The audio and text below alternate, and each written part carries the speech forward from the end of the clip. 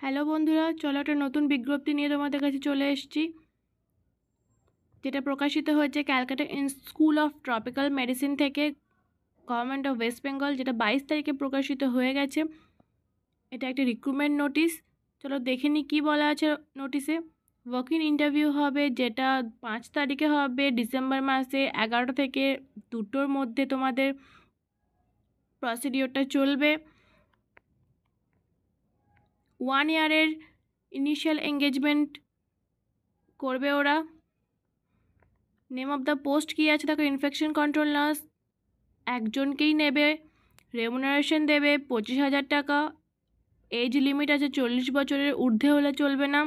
Essential qualification দেখো, BSc nursing পড়ে থাকতে হবে উইথ 2 ইয়ার্স এক্সপিরিয়েন্স চাই যে কোনো হসপিটাল, গভর্নমেন্ট প্রাইভেট হসপিটাল থেকে। ডিজায়ারেবল কোয়ালিফিকেশনের মধ্যে ইনফেকশন প্রিভেনশন কন্ট্রোলের ওপর ট্রেন্ড হয়ে থাকলে ভালো হবে।